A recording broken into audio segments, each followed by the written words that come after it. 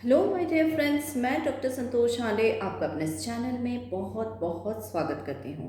आज हम बात करने जा रहे हैं ड्रोसेरा रोटानिफोलिया नामक मेडिसिन के बारे में।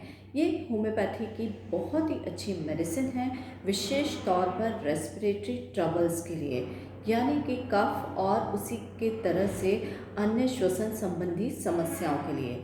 यदि आप मेरे इस चैनल में नए हैं तो इसे सब्सक्राइब कर लीजिए और इस वीडियो को शुरू से आखिरी तक ज़रूर से देखिए, क्योंकि इस मेडिसिन के बारे में मैं इम्पॉर्टेंट इन्फॉर्मेशन देने जा रही हूँ। ड्रोसेरा रोटेंडिफोलिया ये एक ऐसी मेडिसिन है जो ड्रोसरेसी फैमिली को बिलोंग करती है और कॉमनली इसको सनड्यू कहा जाता है। ये श्वसन संबंधी रोगों में बहुत अच्छा काम करती है। श्वसन संबंधी समस्याओं में बेसिकली पहले जिस समस्या का नाम मैं लेना चाहूँगी वो है clergyman sore throat. Clergyman sore throat का मतलब होता है कई ऐसे लोग होते हैं जो अपनी वॉइस को बहुत ओवर यूज़ करते हैं या ओवर स्ट्रेन करते हैं।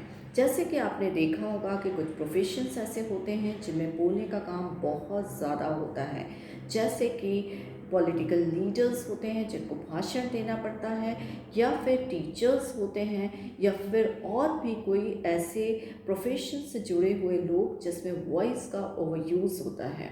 तो उनका गला अक्सर बैठ जा रहा है और वॉइस जो है वो हॉर्स रफ हो जाती है, और साथ ही में उन्हें गले के अंदर जिन्हें फॉसेस कहा जाता है वहाँ पर ड्राइनेस महसूस होती है। तो यदि ये समस्या बार बार होती है तो इस कंडीशन में ड्रोसेरा बहुत अच्छा काम करती है। दूसरी डिसीज़ जिसका नाम मैं लेना चाहूँगी वो है whooping कफ। whooping कफ के लिए ड्रोसेरा एक बहुत अच्छी मेडिसिन है। डॉक्टर हनीमन ने भी इसको इस केसेस के लिए इन केसेस के लिए बहुत उपयोगी बताया है। और जब एपिडेमिक्स का केस होता है, यानी ये जब बीमारी ज़्यादा लोगों को अफेक्ट करती है, तो इसे जीनस एपिडेमिकस के रूप में इस्तेमाल किया जाता है। और उन्होंने ये बताया कि ड्रोसेरा 30 का अगर इस्तेमाल करते हैं तो ये एक डोज whooping कफ को ठीक करने में सक्षम हैं, और ये लगभग 7 से 8 दिन में ठीक कर देती है। तो ये कमाल की मेडिसिन है फॉर whooping कफ। और इसमें जो सिम्टम्स आते हैं whooping कफ में, वो ये स्पास्मोडिक कफ होता है, और पैरोक्सिज्म यानी जो उसके स्पेल आते हैं वो रिपीटेडली आते हैं, और इतने जल्दी जल्दी आते हैं कि पेशेंट को ब्रीथ करने का या सांस लेने का भी समय नहीं मिल पाता है। तो लगातार पैरोक्सिज्म आते रहना और स्पास्मोडिक कफ के लिए एक बहुत ही अच्छी मेडिसिन है। यहाँ पर इसको कंपेयर किया जाता है कॉकस कैक्टाइस और कोरेलियम र्यूब्रम से। कॉकस कैक्टाई में पेशेंट जो है वो सुबह 6 से 7 बजे के बीच में उठ जाता है, और वहाँ से उसे लगातार कफ आता रहता है, कफिंग स्पेल्स आते रहते हैं, और जब तक कि बहुत ज़्यादा एक्सपेक्टोरेशन ना निकल आए। ड्रोसेरा जो है वो बेसिकली ड्राई कफ के लिए दी जाती है कि इसमें जो एक्सपेक्टोरेशन है वो नहीं निकलता है। फिर दूसरी मेडिसिन जो कोरेलियम र्यूब्रम है, इसमें दिन के समय बहुत थोड़ी मात्रा में माइन्यूट गन्स जिसे बोला है एक्सपेक्टोरेशन निकलता है, और रात में खांसी ज़्यादा होती है। फिर दूसरी कंडीशन के बच्चों के केसेस में भी कफ के लिए बहुत ही अच्छी उपयोगी मेडिसिन है।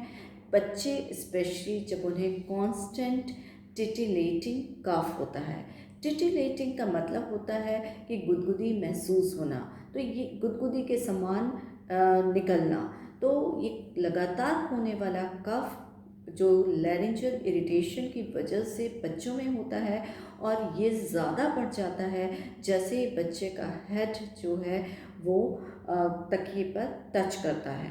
तो इस कंडीशन में ड्रोसेरा का इस्तेमाल किया जाता है, और इसको यहाँ पर कंपेयर कर लेते हैं। सिमिलर टाइप ऑफ सिम्टम हैं बेलेडोना में, हायोसाइमस में और रियोमैक्स में।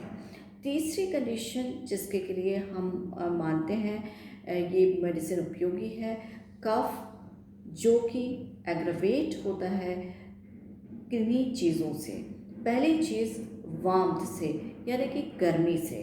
साथ ही में अगर कुछ पेशेंट पीता है तो कफ इंक्रीज हो जाता है, एग्रवेट होता है लाफिंग से और साथ ही में वीपिंग से। तो ये जो इसकी एग्रवेटिंग कंडीशन है, सबसे ज़्यादा एग्रवेटिंग कंडीशन है जो ड्रोसेरा का बहुत स्पेसिफिक है कि पेशेंट को लाइंग डाउन से एग्रवेशन होता है, लाइंग डाउन यानी लेटने से। तो ऐसे पेशेंट जिनको लेटने से ही खांसी आना शुरू हो जाती है, उस केसेस में ड्रोसेरा एक बहुत इम्पॉर्टेंट मेडिसिन है और इस सिम्टम के आधार पर दी जाती है तो वो पेशेंट को ठीक करती है। एग्रवेशन जो है मिडनाइट के बाद में भी इसमें देखने को मिलता है।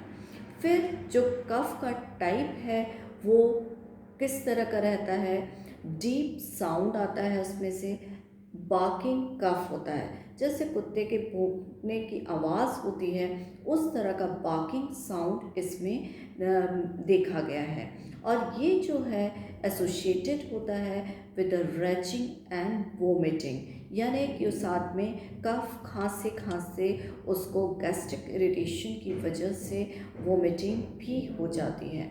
खांसी के साथ में कई बार एक और सिम्टम आता है and that is bleeding from nose and mouth, कि कफिंग स्पेल्स हुए और साथ ही में नाक में से और मुंह से अत्यधिक खून आ जाना या खून का निकलना, रक्तस्राव होना भी ड्रोसेरा का एक इम्पॉर्टेंट सिम्टम है। यंग पीपल में भी ये बहुत इफ़ेक्टिव मेडिसिन है, विशेष रूप से जब वो थायसिस या पल्मोनरी ट्यूबरक्लोसिस जैसी डिजीज़ेस से सफ़र कर रहे होते हैं, उसमें भी ये नॉक्टर्नल कफ के रूप में इसमें सिम्टम्स देखने को मिलते हैं। ड्रोसेरा बेसिकली चिली पेशेंट्स होते हैं, एग्रवेशन फ्रॉम कोल्ड मिलता है। ये मेडिसिन जो है वो बोन्स पे और ग्लैंड्स पे और रेस्पिरेटरी सिम्टम्स पे बहुत अच्छा काम करती है। तो ये थे ड्रोसेरा के बहुत ही इम्पॉर्टेंट सिम्टम। ये बेसिकली रेस्पिरेटरी ट्रबल्स में दी जाती है। आई होप ये इन्फॉर्मेशन आपको पसंद आई होगी और आपके लिए उपयोगी साबित होगी।